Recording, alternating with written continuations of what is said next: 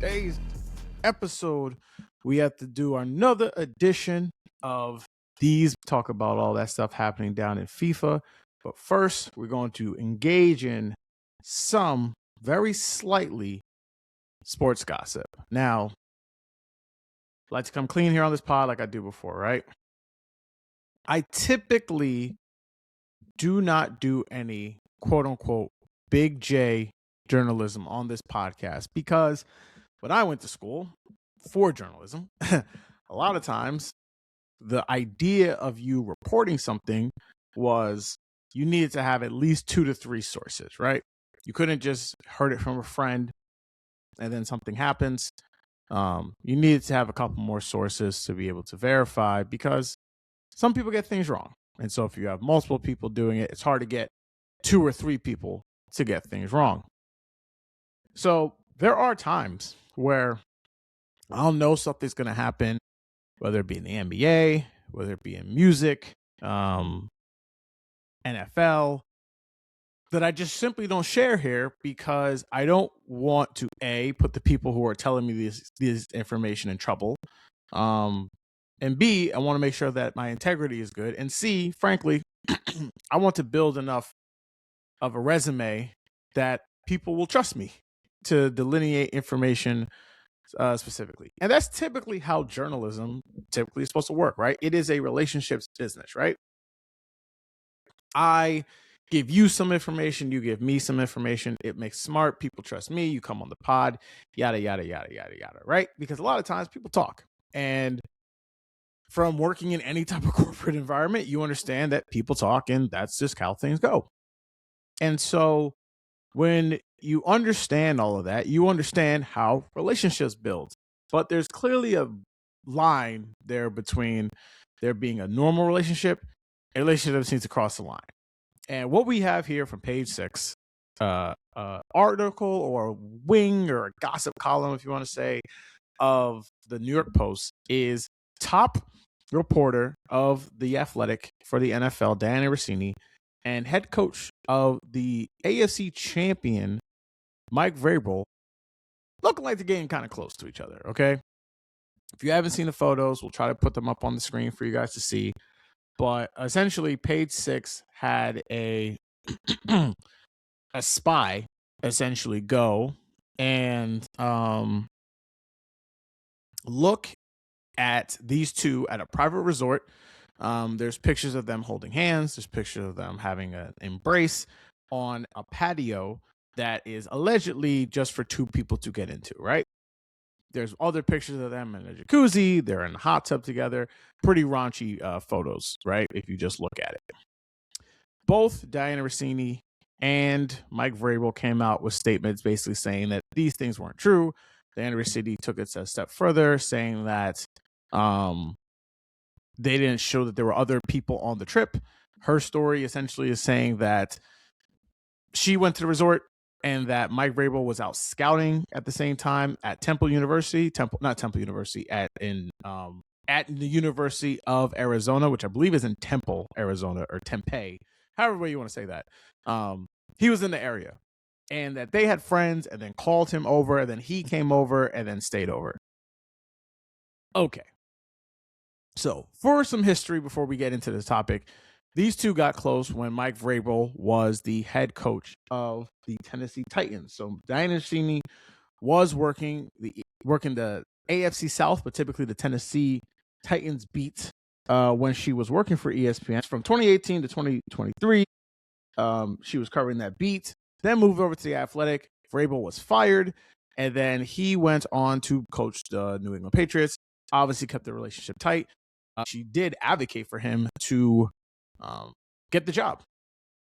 And that's kind of the other side of you getting information, right?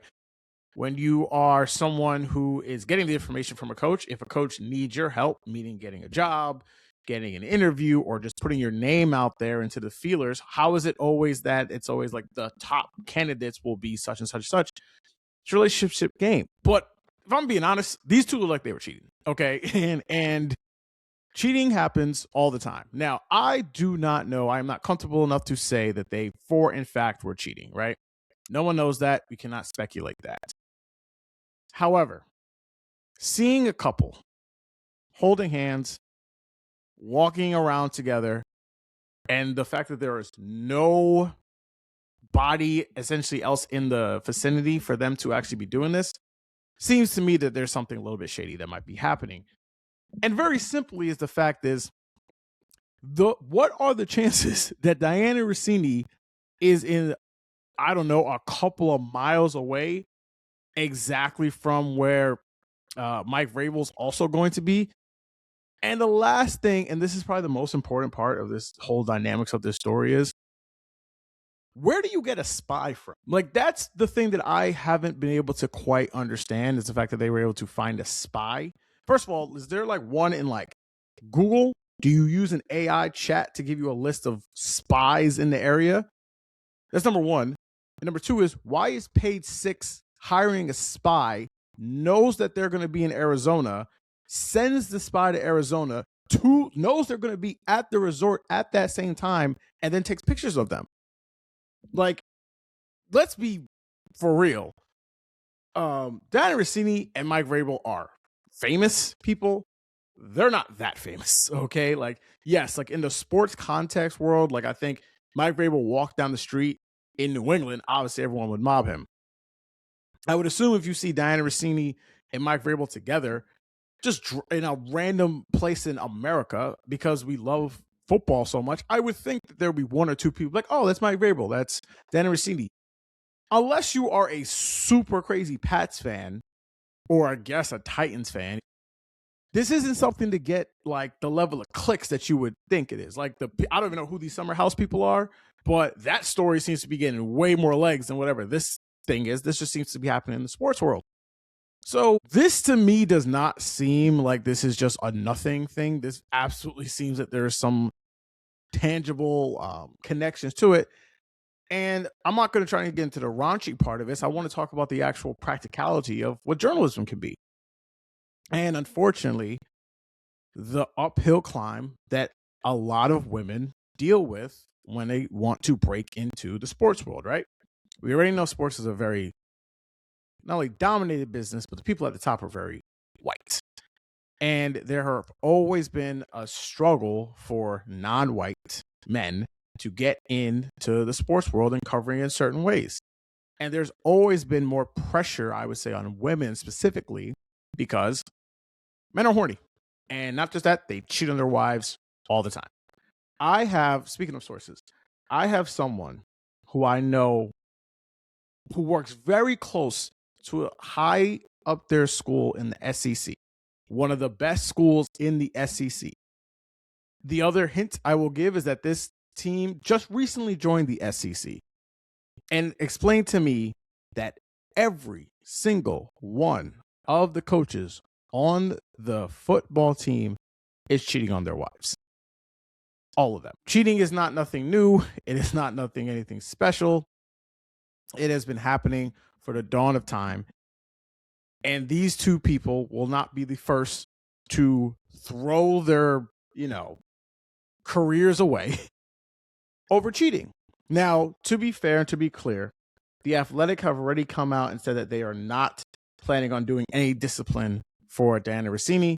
And obviously, this means nothing in the football world after Mike Vrabel just got the Patriots back to the Super Bowl for the first time since, I think, 2018, right? So there doesn't seem to be anything that will legally happen to either one of these guys or people involved. But the damage might be felt overall seeing this. Does anything more else come out about this, right? Because this might be where it lays, right? Maybe this was just a situation where they got close, where they touch each other in an inappropriate way, and it moves on. I, for one, have never seen a man and a woman touch each other in that way and remain friends. So this story, it is what it is for right now. But the question will remain is, both of these people are married. And it's only been about a day. But if we start seeing or hearing something about maybe potential divorce rumors, separations, things of that nature, this story is going to pick back up. and be the type of story that is going to definitely be one of those stories that you hear about happening in July when there's nothing to talk about during the football season. Make no mistake about it. I want to be clear. Danny Russini and Mike Vrabel are two of the best at their jobs. Danny Russini is one of the best sports reporters out, bar none, right? Mike Vrabel is one of the best coaches in the league. He took the Tennessee Titans, who have not been, I think, well known as a good organization, to multiple number one seeds. He brought them to an AFC championship game with Ryan Tannehill as their quarterback. He got them into the playoffs with Marcus Mariota. He's been a good coach. And you look at that as well with Danny Russini breaking multiple news stories and multiple trades in the time that she's been definitely with The Athletic. And having them both stay in their positions, especially because I don't think anything that happened here was, frankly, liable enough for them to be fired. However, it is something to monitor to see what happens going forward for the rest of this team. Moving right along to the topic of hand of motherfuckers are greedy. And this is simply our overall look. We should probably make this a weekly at some point. Definitely a look to see why people are just so damn greedy. And when I say people, just the billionaires of the world.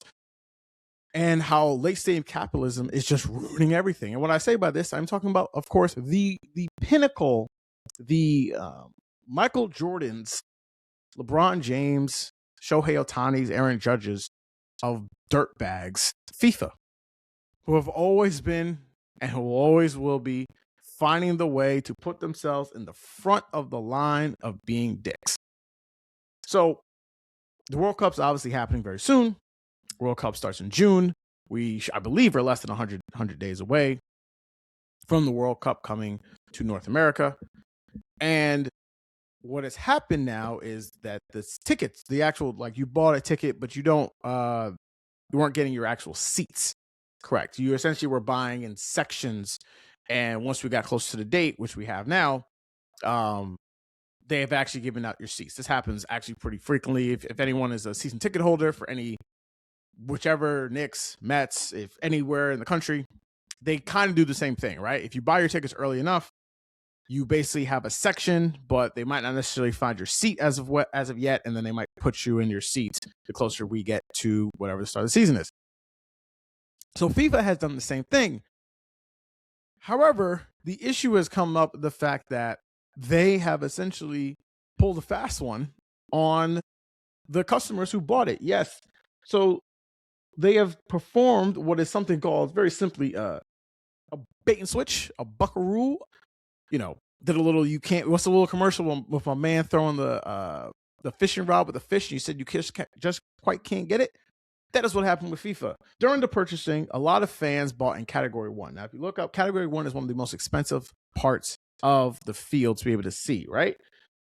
They were marketed to suggest that these are premium seats. You're talking about like the lower bowl, like you're ready to be able to see. But what's happened this past week is that obviously, like I said, the seats will come up and these seats have been moved.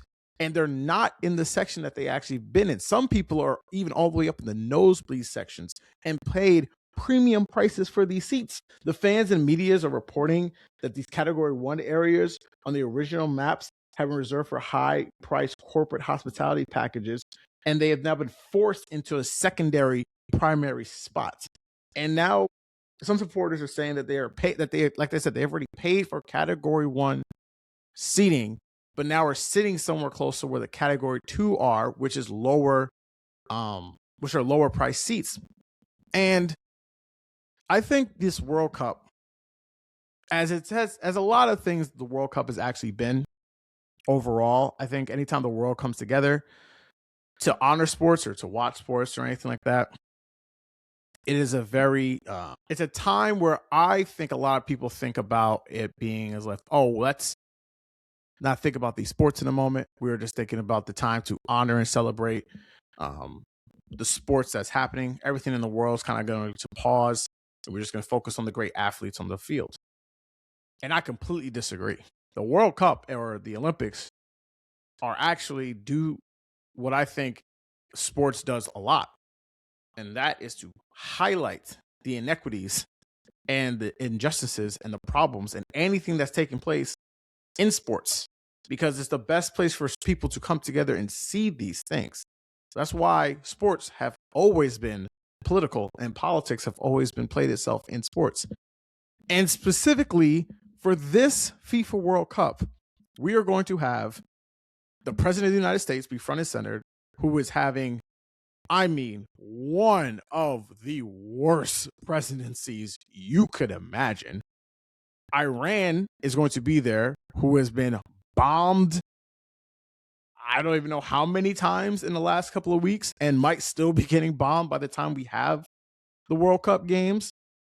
ICE agents who will be acting as a Gestapo to stop fans and potentially players who are of a too brown color who might be there. And FIFA, the league that is just there slurping all the money that it possibly can from fans who can barely afford to go to games. Not to mention those fans living in arena or living in houses around the stadium that are 400% marked up pricing. It is going to be a fascinating World Cup to see how just you can stomach the sports washing. The absolute idea of how beautiful can sports be in order for you to forget the true atrocities that is taking place in this world. It will be fascinating to see. And, you know, the current holder of the FIFA World Cup Medal of Freedom, the very first, and I will assume will be the last one, will obviously make himself very front and center of what will be taking place, and is going to be one of the most impactful moments that I think will happen for him, because he can't not be there for two reasons. One, he loves the spotlight, but number two is president of the United States, right? He's the leader of the country. Every leader of every single country has been front and center for every World Cup since God knows whenever. And thinking about the way that this is going to play out is going to be one that will be, something that we have to monitor and see as we go forward into the World Cup. All right, everyone, thank you guys again for listening to the Men Who Cry podcast. Please like, subscribe, review, tell a friend to tell a friend to tell a friend. And we'll be back here to talk all the good sports with you guys next week. All right, everyone. Peace.